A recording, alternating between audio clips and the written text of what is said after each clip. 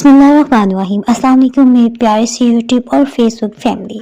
अल्लाह पाक आपको अपनी रहमतों की साए में रखे। आज हम इफ्तार स्पेशल रेसिपीज में मैकरोनी चना चाट बना रहे हैं। लाइट और टेस्टी सी चना चाट बनाने से पहले अगर आप इस चैनल पर नए हैं मज़ीद रेसिपी सीखना चाहते हैं तो ब्लैक सब्सक्राइब के बटन के साथ साथ अगर आप बेल आइकन को प्रेस कर देंगे ना तो नई अपलोड होने वाली वीडियो का नोटिफिकेशन सबसे पहले आपको फ्री में मिल जाएगा।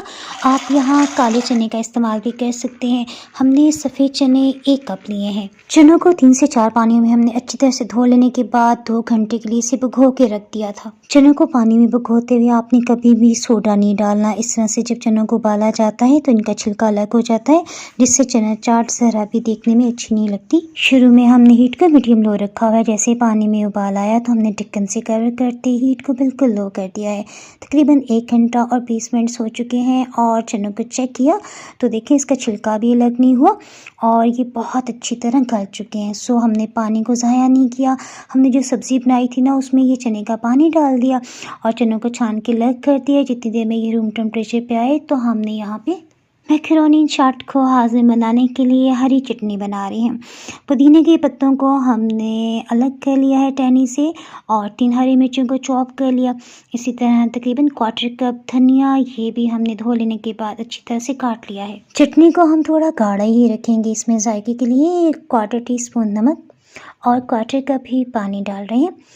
इसमें आधी चाय की चम्मच ज़ीरा भी जाएगा। यहाँ हम इमली का पेस्ट इस स्टेज में नहीं डालेंगे। खुश्क अदरक जिसे सूंड भी कहा जाता है, आधी चाय की चम्मच है। इसे हमने अच्छी तरह से ब्लेंड कर लिया है। हरी चटनी को भी चना में डाल देते हैं। इस तरह से चना चाट जो है वो हाज़म भी बन जाएगी। मैकरोनी हमारे पास यहाँ पे तकरीबन 400 ग्राम का पैक था, जिसमें से हमने हाफ़ इस्तेमाल कर लिए। ये तकरीबन 1 कप भर के बन गई है और 200 ग्राम्स वेट में बनती है। नमक 1 चाय की चम्मच और पानी हमने 1 लीटर लिया है। पानी में जब अच्छा सा उबाल आएगा तो तभी आपने मैकरोनी को इसमें शामिल करना है। मैकरोनी डाल लेने के बाद इसका टेम्परेचर दोबारा से डाउन हुआ है। जब इसमें उबाल आएगा तब से हम टाइम को काउंट करेंगे।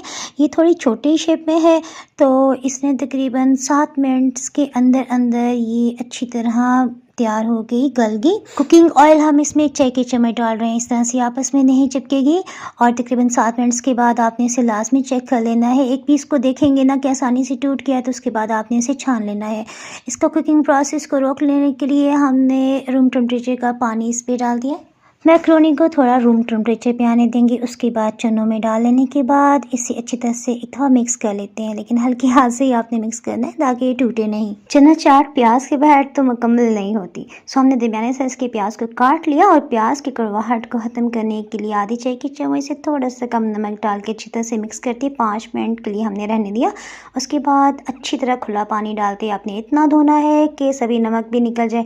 फिर आपने प्याज को चख लेना है कि गैस की कड़वाहट ख़त्म हो गई है और अगर आपको फिर भी महसूस हो तो आपने थोड़ा सा नमक डाल के फिर रख देना है। फिर अच्छी तरह से धो लेना है। प्याज को अच्छी तरह से हमने ना नचोड़ के इसका पानी निकाल लिया ताकि चाट के अंदर किसी किस्म का भी पानी ना रहे। टमाटर हमने यहाँ बड़े साइज़ का लिया है। इसमें आपने कोशिश करनी है कि लाल लेकिन सख्त वाला टमाटर लें। इसका छिलका उतारना ऑप्शनल है। यहाँ मेरी आदत बन गई है कि मैं ज़रूर उतारती हूँ। सब्जियों में आपको जो भी पसंद हो ना आप इसमें डाल सकते हैं, जैसे बंद गोभी अगर आप चाहें तो वो भी शामिल कर लें। मैकरोनी चना चाट में हरी चटनी के साथ साथ ना इमली की चटनी लाजमी डाली जाती है। इमली की चटनी या इमली का सॉस आप रेडीमेड बनाया भी ले सकते हैं, लेकिन अगेन हम यहाँ पे केमिकल्स से बचने के लिए बिल्कुल फ्रेश चटनी बना रहे हैं। इसके लिए हमने 2 कप पानी में 2 खाने वाले चम्मच खट्टी इमली अच्छी तरह से धो के 1 से 1.5 घंटे के लिए रख दी। हीट को मीडियम लो रखते हुए हमने इसे अच्छी तरह से उबाल लिया और इस तरह में हमने चम्मच से जब मिक्स किया तो इमली का सभी गूदा पानी में आ गया। अब हम इसे छान लेते हैं ताकि गुठलियाँ अलग हो जाएं। अब गुठलियों के साथ भी अगर किसी किस्म का थोड़ा बहुत भी गूदा रह गया ना तो हम थोड़ा सा पानी डालते हुए इसे अच्छी तरह से मिक्स कर लेते हैं। इस तरह से इमली की गुठलियों भी अगर कुछ थोड़ा बहुत गूदा रह भी गया होगा ना तो वो पानी में चला जाएगा। इस पानी को दोबारा से हम मीडियम लो हीट पे पका लेते हैं। अब हम इसमें कुछ मसाले भी शामिल करते हैं ताकि इसका टेस्ट अच्छा हो जाए। 1/4 टीस्पून से थोड़ा सा ज़्यादा नमक। आपको याद है ना कि हरी चटनी में भी हमने नमक डाला था, सो नमक एहतियात से मज़ीद आपने शामिल करना है। साथ ही हमने देखा कि पानी में उबाल आ गया है, सो हमने यहाँ पे हीट को लो कर दिया है।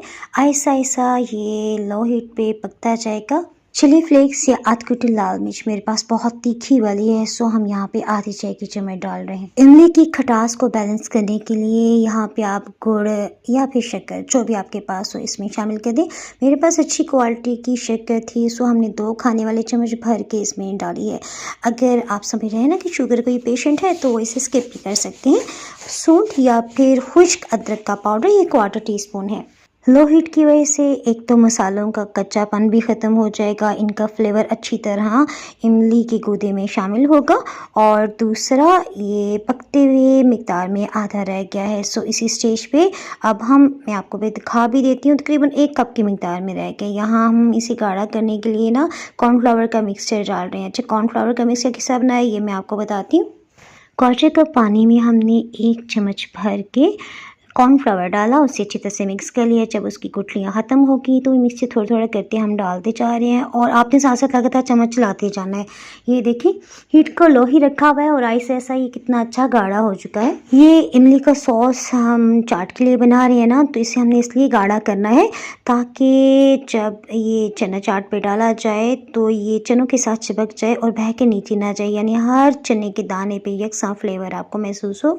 इमली की ये चटनी या सॉस जब रूम टेम्परेचर पे आ गई तो तभी हमने मैक्रोनी चना चाट में इसे शामिल किया। अब एक बार सभी को अच्छी तरह से मिक्स कर लेना है। आपको याद है ना, अभी तक तो हमने इसमें चाट मसाला नहीं डाला, तो इसे टेस्ट कर लेना है आपने कि इसमें स्पाइसेस की मिकदार कितनी है, उस हिसाब से आपने इसमें चाट मसाला डालना है। इसे चखने से हमें अंदाज़ा हो गया कि इसमें आधी चाय की चम्मच नमक भी जाएगा और आधी चाय की चम्मच इसमें चाट मसाला भी डालना चाहिए। ये बिल्कुल मुनासिब सा नमक मिर्च है। अगर आप स्पाइसी तेज़ पसंद करते हैं ना तो 1 चाय की चम्मच भर के भी आप चाट मसाला इस स्टेज पे डाल सकते हैं। सभी को खूब अच्छी तरह से मिक्स कर लेते हैं। अपना अगर ये देखने में खूबसूरत लगेगी तो तभी खाने को भी दिल चाहेगा। सो इसकी खूबसूरत लुक बनाने के लिए अब हम अगेन एक पैन में केचप डाल रहे हैं। चना चाट में वैसे तो बहुत अच्छे स्पाइसेस डले हुए हैं और हमने इसे पाइपिंग बैग में भी फिल करना है। सो इसके लिए हमने यहाँ पे ना प्लेन वाला केचप इस्तेमाल किया।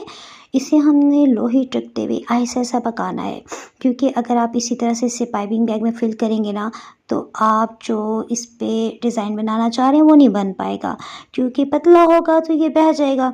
अब हमने इसे लो हीट पे ऐसा ऐसा चम्मच चलाते हुए पका लिया और ये देखें ये कितना अच्छा गाढ़ा हो गया है, और जब ये रूम टेम्परेचर पे आया तो मज़ीद गाढ़ा हो गया। इसे अब हमारे पास ये पाइपिंग बैग था उसमें डाल लेने के बाद इसके सिरे को आप जितनी मोटाई का चाहें उस हिसाब से काट सकते हैं। ये जो साइड का है ना, इसे हमने उंगलियों पे अच्छी तरह से फोल्ड कर लिया।